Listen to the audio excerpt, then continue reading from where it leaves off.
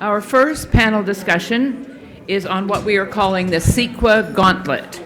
CEQA, formerly known as the California Environmental Quality Act, has been identified by nearly all observers as a roadblock to building badly needed new housing supply in the state. But CEQA's regulations, lawsuits, and the threats of lawsuits are holding up new school construction, critical infrastructure projects, and even climate change initiatives. PRI is proud today to be unveiling a major new research project on the CEQA Gauntlet. The centerpiece of that project is a giant visualization you see here showing just how difficult it is to navigate the CEQA Gauntlet. PRI Senior Fellow Chris Carr, one of the state's top environmental lawyers, is here to unveil this important project. And he will also discuss reforms with the potential for bipartisan agreement to jumpstart the building of important California projects while also safeguarding the environment. To moderate the session and offer his perspective on the issue is PRI fellow Nolan Gray. You may have read one of Nolan's regular columns on PRI's Right by the Bay blog. He's a professional city planner and a PhD student at UCLA. Nolan's research focuses on land use regulation, housing affordability, and urban design. Most recently, he was a Mercatus Center Frederick Bastiat Fellow, and he is the author of the forthcoming book, Arbitrary Lines, How Zoning Broke the American City and How to Fix It. Please welcome Nolan Gray.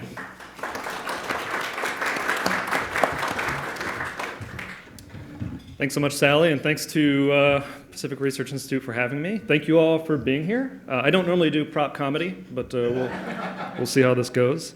Last week I bought a candle at Marshall's. My mom taught me that trick.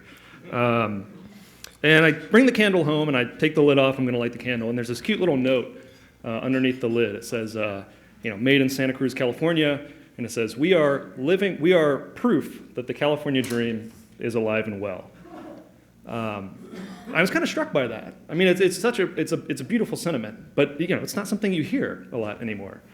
As some of you might know, I'm actually originally from Kentucky, very, very poor state. But my aunt and uncle actually moved out here to California. They were brought out by their military service, ended up settling here in Sacramento. Moved out here in the 80s. And even as recently as then, for them, the California dream was real. They moved out here, started a family, bought a home, worked as civil servants their entire lives, built up wealth, created wealth for others. They had the California dream. But today's talk, of course, is about CEQA. So what does CEQA have to do with the California dream? CEQA, at first blush, seems really boring. And as an instructor of undergrads at UCLA, I quickly find out what is and is not boring. CEQA, it's an acronym, and even when you unpack the acronym, it doesn't get any more exciting. California Environmental Quality Act. My undergrads, the eyes would just immediately glaze over. And then when I start saying things like NEGDEC or EIS, then the laptops come out for taking notes. But when you realize the extent to which CEQA is at the root of so much of what imperils the California dream, it becomes hard to think about anything else. Just, of course, this last week, a CEQA case is potentially forcing the University of California at Berkeley to not send out 5,000 admission letters to undergrads. That's 5,000 18-year-olds who might not be able to attend this excellent institution that California taxpayers have spent decades building. Might not be able to get the best possible education they could have had because of a CEQA suit. In my Atlantic piece, I highlight another case, a housing project at First and Lorena in Boyle Heights in Los Angeles. It would have put 49 homes in an area with great transit, excellent opportunity to jobs and opportunity.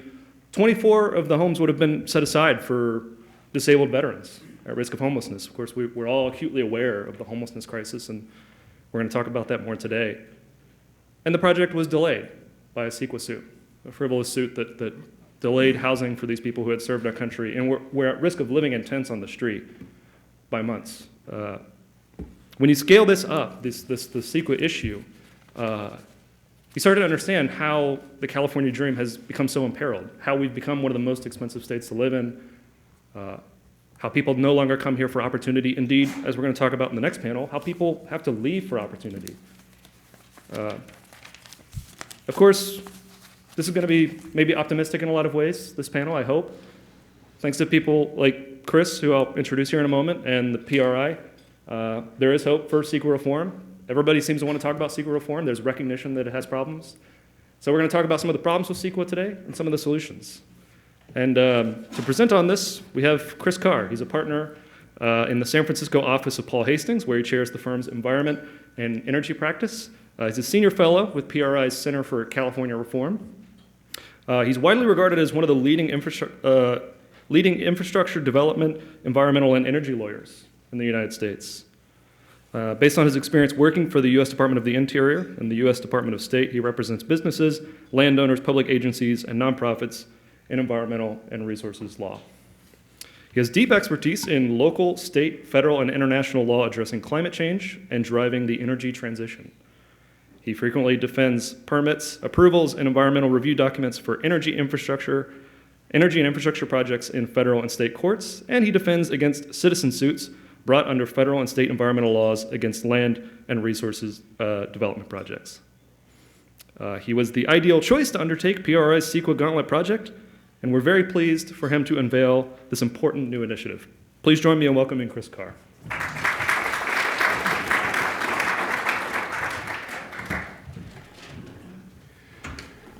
Good afternoon. It's a real honor to be here. Let me start off with just stepping back a second before we get into the minutia of the California Environmental Quality Act and talk about the big picture. Owen touched on it. CEQA has been weaponized since its enactment a little over 50 years ago. And it is playing a significant role increasingly in everyone hears and has heard for a long time about CEQA NIMBY challenges to housing, whether it's affordable housing, market rate housing of all sorts. Not as much attention has been given to the impacts of CEQA litigation, and importantly, not just the litigation itself, because there's not 3,000 CEQA lawsuits are filed a year, something like a tenth of that. The threat of litigation, especially for major infrastructure projects, is often as onerous and defeating and fatal as a successful CEQA suit itself. Just real quickly, in terms of the math, unless a local government, regional agency, or even the state government or a private party is somehow financing $1 billion worth of equipment purchases, engineering procurement and construction contracts, and otherwise, if the financing is threatened, that is, if lenders aren't willing to lend at all because of regulatory uncertainty, or will only lend at exorbitant rates, things aren't going to get built. So when you hear people say, and you saw it in the Los Angeles Times editorials of the last couple days about the UC Berkeley enrollment crisis, where you have people saying, I love CEQA except for this, the legislature should enact an exemption for housing and enrollment at UC Berkeley, and they say CEQA is a great thing, CEQA doesn't really have any impact beyond these idiosyncratic cases. They like to cite the number of lawsuits that are filed, and they studiously avoid talking about the pre-lawsuit impacts of just the specter of CEQA and CEQA threats. So one of the principal focuses of this report is we talk a lot about housing, but we also focus on other infrastructure. And so I've got some props here. Obviously, this monstrosity, what do we call it? Byzantine doesn't do it justice. We could call it Hieronymus Bosch, the horrible plague paintings, right? This is like his hellscape. A picture is worth 1,000 words. And just real quickly to point out here, because we're talking about not just housing, but infrastructure development, CEQA is just the start of it. That's sort of the base. It's sort of California's, CEQA's the Bible when it comes to environmental review and protection in California. In fact, I think it was President Reagan signed CEQA back in 1970. Judge Kolke's shaking his head, yes, absolutely. And, but that's just the start of it. And what we show here is how other permitting requirements, local, state, and federal, depend upon and feed into the CEQA process. So this is the CEQA process, and there's a fold-out in your copy of the report you got. Other typical state permits are over here. California Department of Fish and Wildlife, State Water Resources Control Board for water quality. If you're in the coastal zone, God help you, you have to deal with the Coastal Commission. And then, of course, the regional air quality management districts. The federal side, not as tied into CEQA because the federal agencies have to comply with their own version of CEQA called NEPA, National Environmental Policy Act. But just keep this in mind. It's widely agreed that CEQA, our environmental review statute, is NEPA on steroids. So the NEPA issues sort of pale in comparison to the CEQA issues. For all these federal permits that may be needed, if you're impacting wetlands, water quality, species, my goodness, a migratory bird, if unfortunately you're doing that, when you're building, say, a renewable wind energy project. So all this sort of coming together, you start with CEQA, that's the platform, but then on the state and local side, these agencies that have to issue all these other permits to get your project built, they have to rely on the CEQA document too. And so they all roll together, and project opponents realize this, that there are multiple points to intervene. If they don't intervene formally, they threaten litigation, challenge the CEQA document, the rest of this falls away. So again, what we're trying to get across is this isn't limited to housing, and the CEQA issues need to be viewed within the larger context of all the other local, state, and federal permitting that so often needs to take place in order to commence construction on a project of any sort. We'll hear more today, this afternoon, in the next panel, and then in Stephen's panel, about a lot of the challenges that California is facing. And let me say this up front, other people have said it, I'll say it for myself. I love California. I'm not from here. I'm from Illinois, and I grew up in Illinois, came out here, going to UC Berkeley as an undergraduate, that launched me. I mean, that gave me what I needed in life. And so I feel forever indebted. I was lucky to go there, the great public institution, get a law degree there, and get a PhD degree there. I met my wife out here, and my children are born here. So I'm all in for California. I'm not interested, I mean, it's easy to make fun of California, but this is the greatest state in the country, and we have serious problems that need to be solved, and I think now is the right time, I mean, it's always the right time, but you heard from the district attorney, you heard from Owen, we'll hear more this afternoon. I don't want to use the word perfect storm, but the challenges grow by the day. And so I do think there are opportunities here. So if you look at the CEQA challenges, you know, one recent statistic, US News and World Report ranks us 50th in opportunity among the states, ranks us 49th in housing affordability. Only Hawaii is lower. You probably saw last summer, Ezra Klein of The New Yorker had an article about California's challenges and mentioned CEQA. It's in The New Yorker. And if you've lost Ezra Klein, I mean, come on. So really, what we're facing and trying to address, and again, I'm getting away from private home development, which is the traditional focus. We really have a situation where California is against itself. California is at war with itself and its own felt obligations, policy commitments, goals, and laws across so many areas, not just housing. Look at infrastructure. You look at UC Berkeley enrollment, where that increase in enrollment was all about trying to create opportunity for students who traditionally come from families who don't have the opportunity. So diversity and opportunity is being stifled by CEQA. In the climate environmental area, the state has long been a leader in the environment generally, but in climate initiatives and clean energy. So just give you just two goals, two statutory goals. By 2030, we are to have reduced greenhouse gas emissions 40% below 1990 levels. We're not on track to do that. We're not on track to do that. The amount of renewable energy that's going to have to be built between now and 2030 is insane for that to happen, particularly solar. CEQA has a lot to do with that. Other climate initiatives.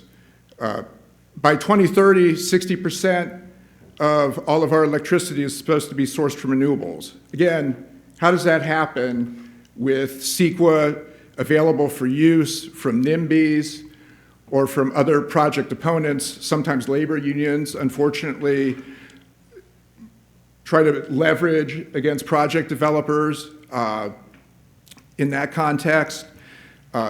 Just very challenging. Transportation sector. A lot of the low-hanging fruit has already been picked with renewable energy, and the state's most difficult challenge in reducing greenhouse gas emissions is now the transportation sector. Well, it's very difficult to do that with all the cars on the roads. San Francisco, several times, has been stymied by CEQA suits when it tried to add HOV lanes. It also tried to add bike lanes. It also tried to have a commuter shuttle bus program to take people from the city down to the tech campuses in Mountain View. The latter, which we were fortunate to be able to defend, ultimately got approved, got through the CEQA Gauntlet, but it's really just a measure of the depth and breadth and reach of CEQA and the challenges it poses. Just another one, in Stephen's panel, we'll touch on this at length, wildfire protection. You all know what we're facing with the brownouts and blackouts, effects of drought, climate change. We have an example in the CEQA report, the CEQA Gauntlet of San Diego program that was held up for 4.5 years, a fuel reduction program to try to create defensible space and protect people and property from wildfire. Delayed 4.5 years by a CEQA suit until they prepared an EIR, which is a gigantic environmental analysis, 4.5 years later. So those are just some of the examples that the report touches upon, and I'll say a little bit more about them in the presentation today. So let me talk a little bit more about infrastructure. And I brought some other props up here. This is the governor's budget, came out in January, $286 million budget. I have it all tabbed because I represent a bunch of renewable energy companies and other infrastructure developers, so this is directly relevant to my clients. That's why you see all the Post-its. But about a half of the pages in here are devoted to infrastructure, including climate change, natural resources, fire preparedness, transportation, and the like. Very, very difficult to realize upon and implement all of these worthy programs and projects with CEQA available as a weapon to threaten or stop those.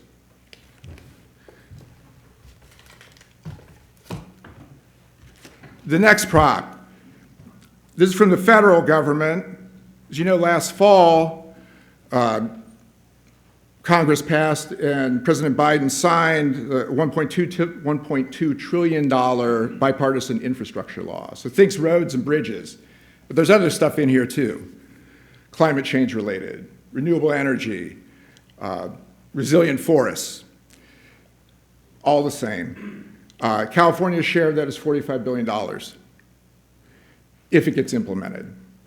And this is a how-to book that was put together by Mitch Landrieu, former mayor of New Orleans and governor of Louisiana, who basically is from the political dynasty there, been around a long time, a lot of credibility, moderate person, practical, got New Orleans rebuilt after the Katrina disaster. President Biden appointed him to be his point person to get this infrastructure package implemented on the ground in the states and in the cities. And in the front of the book, the direction from the president to Mitch Landrieu, quote, make sure these programs get implemented without unnecessary bureaucracy and delay to rebuild America's infrastructure, period, quote. In many ways, that's a cruel joke. And it's especially a cruel joke when it comes to California with what you see there, all undergirded, again, by the CEQA Gauntlet.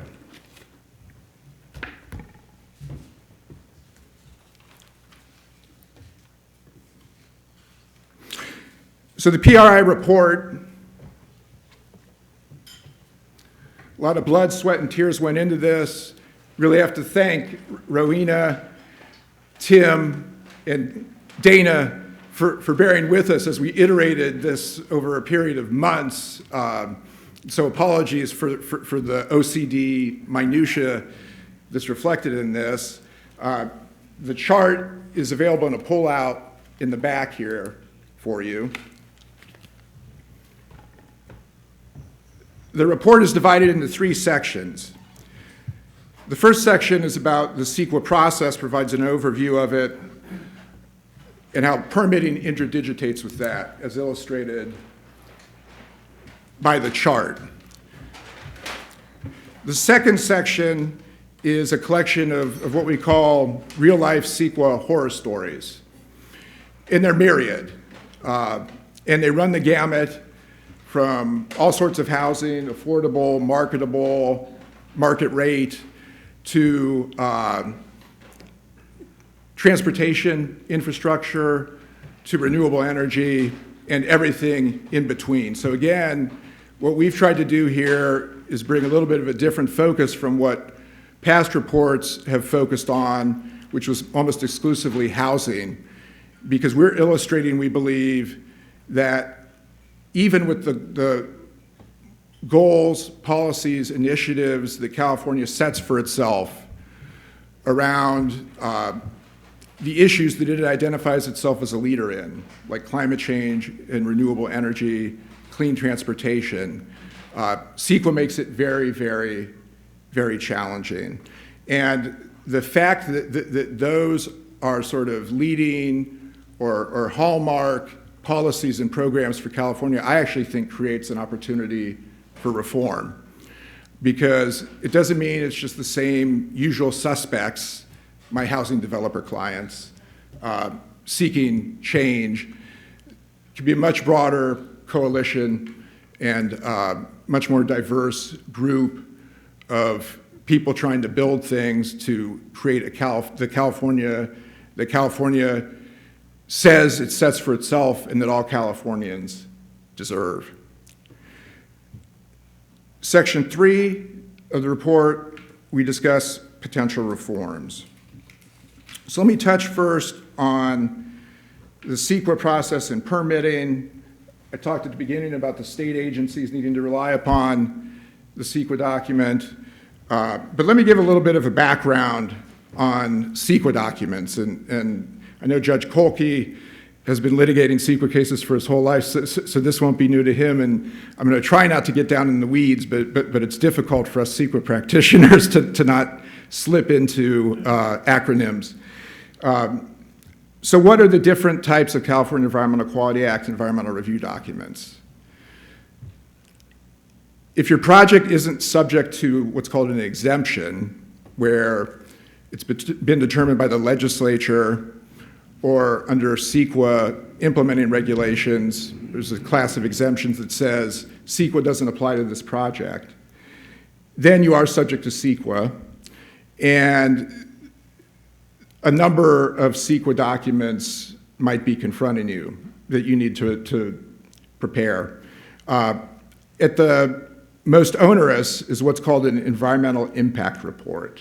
And you probably heard that abbreviated as EIR, Environmental Impact Report. And those are often over 1,000 pages long. And that's not excluding, a dozen or more technical appendices, which is the underlying technical expert analysis prepared by consulting firms, by the consulting industry. I'm part of the CEQA lawyer industry, so just to be honest. And those can run another 1,000 pages and cost collectively hundreds of thousands of dollars, if not more. So that's an environmental impact report. Short of that, you'll read about something called a negative declaration or mitigated negative declaration, which we'll just call for our purposes a short form EIR, again, without getting into the boring minutia. And short of that, you can sometimes get by with something called an initial study that concludes that there is no potential significant environmental impact. Would that were more often the case, right? And another thing to keep in mind is CEQA is a statewide law. So it applies to every corner of the state, to every level of government, city government, county government, any sort of regional agency or authority, joint planning authorities, LAFCOs, the whole slew of land use bodies that Owen's so familiar with and has written about. And then, of course, it applies to the state government. So state agencies, when they're issuing permits, have to comply with CEQA. And again, to oversimplify tremendously, it applies to every discretionary permit. And discretionary is a key word, and it means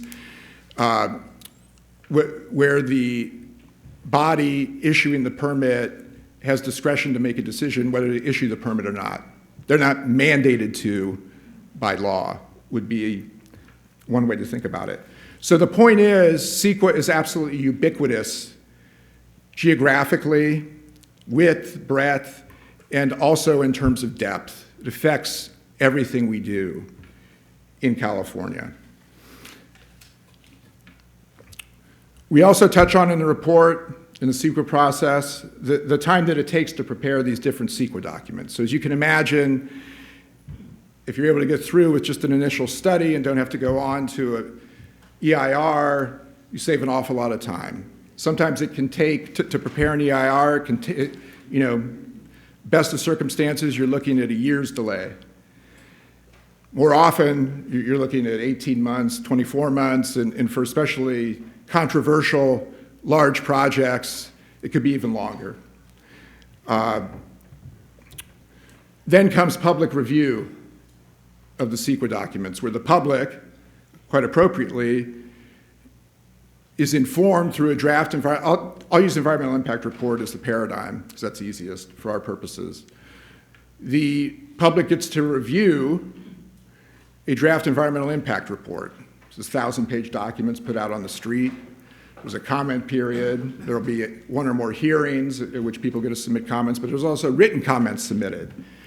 And it's during that written comment period that you smoke out the project opponents, or the people who are going to be coming at you to try to stop your project entirely. Say a neighbor doesn't want to put next to their house, and the neighbor happens to be a lawyer, so the CEQA is so easy that the neighbor can bring the suit themselves. Or neighborhood groups, environmental groups don't like where a particular project is cited. You often see this in the Central Valley with renewable energy projects, where there's a lot of disputes, a lot of open space, a lot of land. There's a lot of environmentally sensitive lands out there, a lot of species out there, even though it's the desert, rich in biodiversity. So you have mainline environmental groups that no pun intended, sort of watch over development out there like a hawk.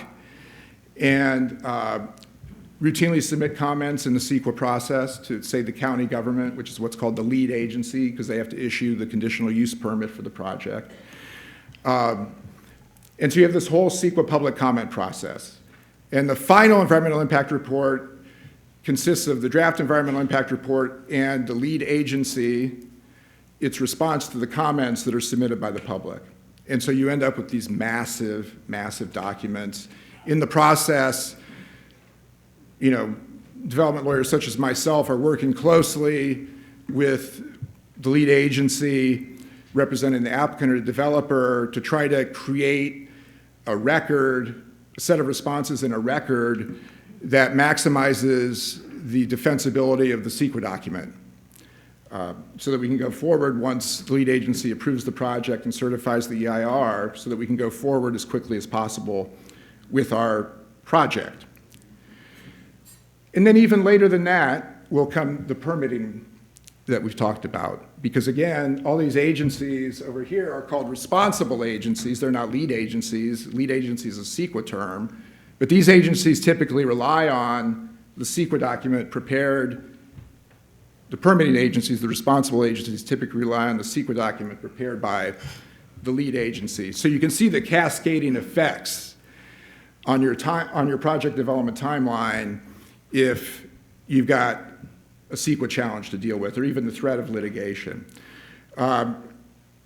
Project approval and certification of the EIR, then there's the opportunity for CEQA litigation. There tend to be fairly short statutes of limitations, that is the time in which a suit has to be filed. It doesn't drag on for years, so you know relatively soon. There's a gigantic administrative record that's prepared that's going to be the collection of documents upon which the court renders its decision as to whether CEQA was complied with. Oftentimes, and this goes to the leverage that the project opponents like to exercise when they know that a project is up against it on a timeline because of financing, development financing, or has other commercial obligations. Say you have to start providing electricity to, if you're a solar farm, you have a contract to provide electricity to, say, PG&E by a date certain, and if you don't, you face huge liquidated damages because they have to go out and cure and find substitute energy. And so project opponents know that, and so they file a CEQA suit and want to go to the mat on it. They will come into court and ask for what's called a stay. They'll say, Judge, please put a hold on this project construction going forward because we have this suit, and if this construction goes forward, sort of then, you know, the damage is done if we end up being right. And California courts, I think the doctrine, try to characterize it fairly, California courts are not reluctant to issue stays to preserve the status quo, and frankly, the financial impacts on the project developer don't get much consideration in that process. And then last, in the litigation context, are the attorney's fees. And to simplify, under California's private attorney general statute, Code of Civil Procedure 1021.5, again, to simplify, it provides that a prevailing CEQA petitioner is entitled to have its attorney's fees paid for. It doesn't go the other direction. It's unilateral. It's one way. And then as a practical matter, my clients, project developers, also typically have to sign reimbursement agreements with the lead agency, like a county or a city that's preparing the EIR, and pay, of course, for the preparation of the EIR, but also for the county or city to defend the EIR, regardless of whether they win or lose. So you can see, again, these cascading costs, cascading effects. It's a real challenge. Quickly turning to Section 2 of the report, The Real Life Horror Stories. You know, we look at more than half a dozen examples, all types of housing, from affordable to market rate. Habitat for Humanity projects. There was one in Redwood City in the Bay Area where I live, where, and I wasn't joking earlier when I talked about the neighbor being a lawyer, where the neighbor literally was the lawyer and complained that out of his back window from his home office, his view would be negatively impacted by a Habitat for Humanity project going in. Years of delay. It ultimately got through the CEQA Gauntlet, but this is not a big project, $13 million project. Ultimate cost, $17 million. $4 million in additional costs because of the CEQA process. Ongoing dispute right now involving University of California, San Francisco's great flagship campus, the Parnassus campus. Long-term planned expansion there. 3 lawsuits pending. People wanting different things. Everyone swears they don't want to stop the project. They just want to influence its precise configuration. So we'll see what happens there. But there, Californians, really people around the world, are being denied by these CEQA suits the opportunity to avail themselves of the health care that our great public university hospital provides, sort of a beacon for the world. So again, California against itself. Los Angeles, there was a measure, HHH, to address homelessness, a special ordinance. Well, that was challenged. CEQA suit, bunch of them. They had to go to the legislature in 2019 and get an exemption from the legislature for projects that were funded by HHH. This is sort of, housing for the homeless.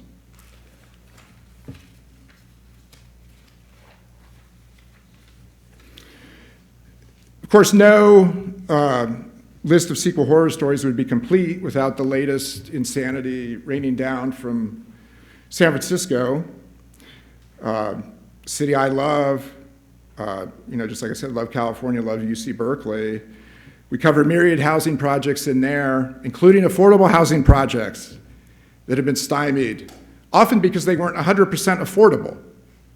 And so there's this question of, well, how's it going to be paid for, right? I mean, if you have 100% affordable housing, who's supposed to pay for this? But those questions don't really factor in often when it comes to CEQA in San Francisco. Most recently, this past fall, there was a 495-unit project, included affordable, market rate housing, everything in between, right downtown on a vacant Nordstrom parking lot, next to BART, next to Muni,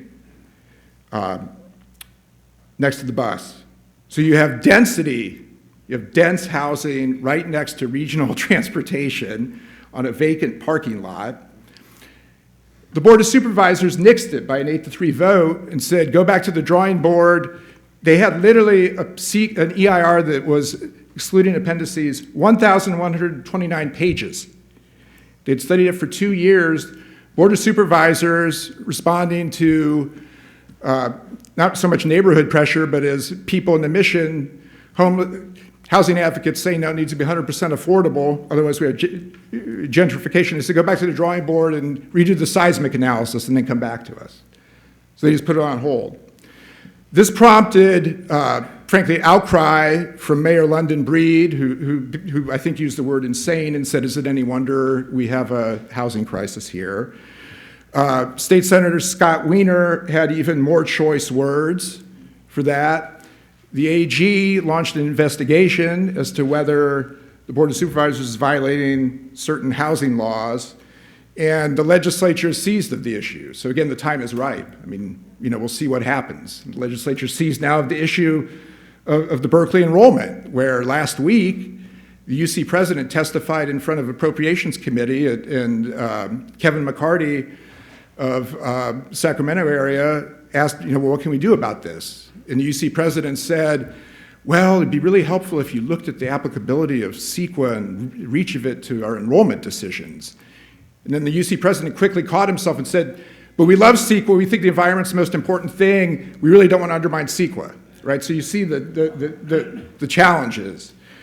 On the San Francisco one, just one other example, the head of the San Francisco Building and Construction Trades Council, outraged, said after the supervisor's vote, he said, it's great to build 100% affordable. If someone wants to come and buy the property and do that, quote, but hurry, because I've got families with kids to feed, close quote, because it would have created 200 construction jobs for 2 years. These are union jobs. Board of Supervisors didn't care. Public schools are also covered. CEQA being used to block public schools. We touch on wildfire risk reduction, which I mentioned at the beginning, and Steve's panel is going to go into detail on. Transportation, traffic as well. Touched on that a bit. HOV lanes have been blocked. Bike lanes have been blocked. I mentioned the Google bus case. Think about this for a second. Again, California mandated itself to get to 40% of 1990 greenhouse gas levels by 2030. At the same time, the most congested in the cities in the US are this. Number 1, Los Angeles. Number 2, San Francisco. Number 5, San Jose. At the same time, you've seen the governor's mandated by 2035, all new cars will be electric. Well, electric vehicles have to be charged with electricity. So where does the electricity come from? California says it doesn't want to get more electricity from natural gas. You see all the moratoriums on natural gas hookups in place. You know, things are coming together. Yeah, well, California needs to stop being at war with itself. Last I'll touch on in terms of horse stories, renewable energy. I noted the 60% renewable sourcing by 2030. Just last week, the California Independent System Operator came out with a report, said California needs to have 120 gigawatts of electricity. We currently have 80 by 2040, with one half of it coming from solar. So that's not going to require just a massive build out of renewable energy. And the energy intensity and efficiency of solar is improving, so you get some relief there. The panels are more effective, so you need fewer of them, so you need to cover less space. But it'll also require a massive build out of battery energy storage systems. Well, people don't like those because they require batteries and lithium ion, so you file a CEQA suit. Again, very difficult, as I mentioned, the financing, big renewable energy projects. You got to purchase solar panels, it'll be tens of millions of dollars. Battery plant, even more expensive, can be hundreds of millions of dollars to purchase the batteries. Then you have to pay the contractor, EPC contractor, that can be a $70 million contract. All the while you're trying to get investors to take a piece of your project, traditional investors, lenders, but also tax equity investors. And so you can just see, again, the cascading effects and the proliferation of cottage industries around this, including mine as a lawyer, needing to advise on the lender investor on the diligence here, sort of what's the risk that this will be delayed in a material way or never come to pass. So let me turn last to CEQA reform, the third section of the report. It's an historic third rail for the legislature. There's just a litany of lines that encapsulate this. Our former governor, Jerry Brown, famously remarked, I think in 2017, that CEQA reform is the Lord's work. And then he said, but the Lord's work often doesn't get done. He's a former seminarian, of course, so you can say that. But, just very challenging when you have a lack of political competition like we have with one-party rule. It just makes it very difficult to get things done in a meaningful way when there are substantial and important interests that like CEQA the way it is because it provides them leverage or advantage. So just to touch on a few of the reforms, an easy one for me because I defend these CEQA suits on the back end of trying to get projects developed after hopefully working up the EIR in a way that's defensible. But one potential litigation reform is legislation requiring the filing of CEQA suits in the first instance in the Court of Appeals. And potential benefits of that is that plaintiffs are going to think twice before willy-nilly filing CEQA suits. They won't necessarily get a home county judge because there are fewer courts of appeals, and the courts of appeals, each of them have a number of counties under their jurisdiction. There's also the filing of CEQA suits in the district courts of appeals in the first instance would also give those courts an opportunity to develop the CEQA doctrine and procedural doctrine to I would say, manage their caseload would be one way to think about it. They could do it a number of ways. They could try to tighten the standing requirements. You know, in federal court, you have this Article 3 of the Constitution requires you to have standing to bring suit. We don't really have that in California court. There's something that roughly approximates it called the beneficial interest test, but giving that more teeth would be one way to perhaps limit some ill-founded CEQA lawsuits. They could also tighten the standard for frivolousness, was mentioned earlier. Frivolous lawsuits. California courts have been historically exceedingly reluctant to find that a lawsuit is frivolous. The idea is keep the courts open as much as possible, access to justice. On the reform of requiring filing first in the district courts of appeal, I'll note that the legislature did take a shot at that several years ago, and a very senior and experienced judge in Alameda County, who has been the CEQA judge there for a long time, struck that down as unconstitutional, saying that it violated the separation of powers, essentially. But that was just one judge, and that judge deserves our respect. Judge Roach has a long and distinguished career, but it wasn't appealed, so there's no appellate case law on it. So the issue from a legal perspective remains open, and we would suggest that another run be taken at that. Another type of reform is to bring more sunshine on the CEQA litigation process. Range of steps could be taken, including requiring public disclosure of the funders of CEQA suits. So when the plaintiff's attorneys go around passing the hat, maybe it hits a certain threshold if it's $500 or above, let's know who that is. I mentioned attorney's fees. That's historically trying to make that bilateral or symmetrical so the prevailing defendants can also collect fees. That's sort of been a holy grail of CEQA reformers for years. It's nice to ask for it because it sort of sets a bar out here or here. It's not going to happen. The legislature will not do that.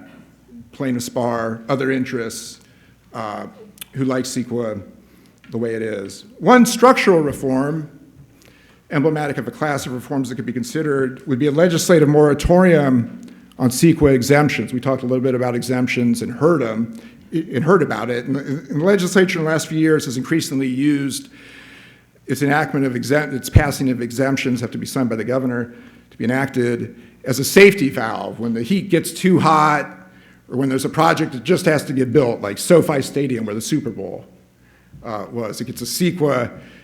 It wasn't exempt entirely from CEQA, but it got special streamlining treatment.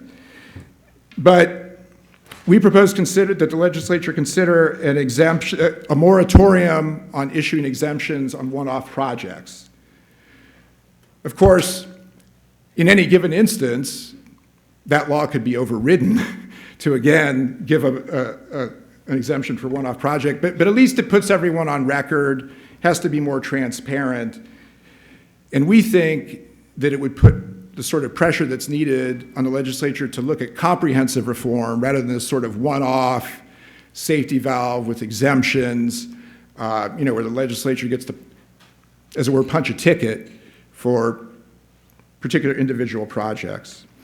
And so those three sections comprise the report. We hope you enjoy it. Just in closing, we talked about the weaponization of CEQA. In many ways, sort of our view is with California's challenges and opportunities, CEQA has increasingly become a proxy for other larger disputes and challenges that we're facing, distributional challenges, equitable, legitimately conflicting challenges between environmental conservation and other pressing public needs.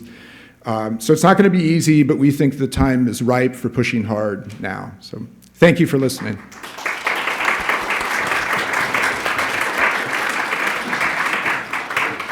We have time for one question. Tim, you were supposed to I know. hold up the... Thanks, Tim. So I live down in Santa Cruz County, and in the fall of 2000, had to evacuate my community because of the CZU wildfire. In the year and a half since that fire was extinguished, only 80 building permits of the 1,000 houses that were destroyed have been issued, which means 920 families are still living in temporary housing. Their children's schools are closed, or they're having to attend other schools. I mean, it's really torn the community apart on many levels. And I know this is replicated in other communities around the state and in your home state of Kentucky, as we saw destroyed by the tornadoes. What effect is CEQA having on building departments, which you mentioned earlier, have discretionary authority to grant building permits to allow people who had homes to rebuild them? That's a great question. Owen is Kentucky. I'm Illinois, but the Midwest. Yeah, there you go. The things in Santa Cruz are very challenging because that's always historically been a very environmentally conscious county and community. But you're right, the phenomenon is being replicated around the state, and the challenge for the people in the planning departments is even when they sympathize with the need to sort of get things permitted and under construction to help the community, there's always going to be so-called CEQA watchdogs around who are going to threaten litigation. And so they're on a daily basis, cities, counties, really state agencies trying to build things too and permit things, are put in a situation where they're always trying to weigh the risk that they'll face a CEQA suit. And then they start thinking about who's going to pay if we lose. Do we have to pay the plaintiffs? The answer is yes. Who's going to pay our fees? If there's not a reimbursement agreement with a private developer, it's on the city or county. And so they've got a real tightrope that they have to walk. So even the best intentioned planning department folks have a real challenge because of CEQA.